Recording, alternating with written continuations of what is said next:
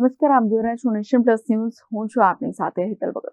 જૈનોના 24માં તીર્થકર ભગવાન મહાવીર સ્વામીનો જન્મ કલ્યાણક મહોત્સવ આવી રહ્યો છે, ત્યારે અલકાપુરી જૈન સંઘમાં નવકાર કુંભની પધરામણી થઈ છે. જૈનોના 24માં તીર્થકર ભગવાન મહાવીર સ્વામીનો જન્મ કલ્યાણક મહોત્સવ આવી રહ્યો છે, ત્યારે જીતો દ્વારા 9મી એપ્રિલે સવારે 6:30 વાગે નવલખી કમ્પાઉન્ડમાં નવકાર મહામંત્રનું અનુષ્ઠાન રાખવામાં આવ્યું છે, જેના માટે વડોદરા શહેરમાં ચારે ફિરકાના જૈન સંઘોમાં નવકાર મંત્રોનો કુંભ ફરી રહ્યો છે. જૈન અગ્રણી દીપક શાહે જણાવ્યું છે કે આજે સવારે 7 વાગે દિગંબર સમાજના અલ્પેશભાઈ શાહને ત્યાંથી આ કુંભ ગાય સર્કલ ખાતે આવેલ હસમુખ શંખેશ્વર પાર્શ્વનાથજીના લેખ ખાતે પધાર્યો હતો. ભાવિક ભક્તોએ સંગીતની સુરાવલી સાથે અને નૃત્ય ગાન સાથે નવકાર કુંભને આવકાર્યો હતો. સાધુ સાધ્વી ભગવંતોએ નવકાર કુંભને વાસક્ષેપ કર્યો હતો. સંઘના ટ્રસ્ટી પ્રશાંતભાઈ શાહ, ધર્મેશભાઈ સહિતના અગ્રણીઓએ નાચગાન સાથે વાજતે ગાજતે પધરામણી કરી હતી.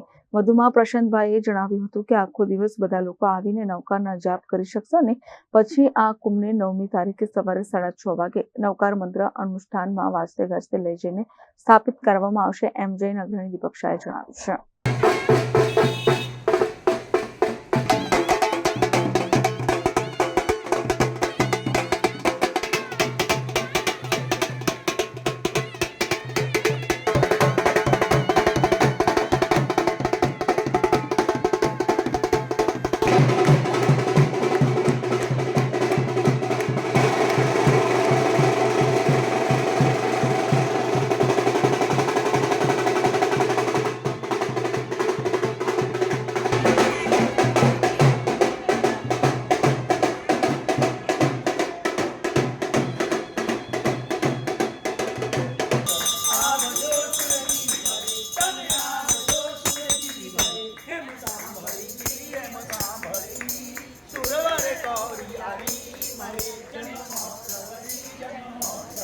આજે આપણે ભવિષ્યમાં આ નવકાર મહામંત્ર કુંભની કાયમી ધોરણે 9 એપ્રિલના રોજ નવકાર મહામંત્ર દિવસ તરીકે ઉજવણી થઈ રહી છે.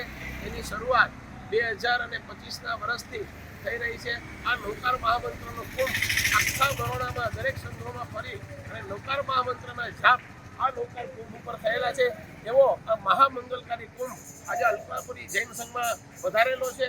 તેની આપણે સૌએ જાપ કરી અને સેવા પૂજા કરવાની છે અને આપણે આપણા આત્માનું કલ્યાણ કરી અને મોક્ષ મુક્તિને પામવાનું છે. બોલો બોલો શ્રી શંખેશ્વર ભગવાન કી જય. બોલો જીના શાસન દેવ bureau report, nation plus news, Vadodara. સમાચારોના સતત અપડેટ મેળવવા માટે અમારી નેશન પ્લસ ન્યૂઝની યુટ્યુબ ચેનલને સબસ્ક્રાઇબ કરો, બેલ આઇકન દબાવો અને જોડાયેલા રહો ફેસબુક, ઇન્સ્ટાગ્રામ અને ટ્વિટર પર.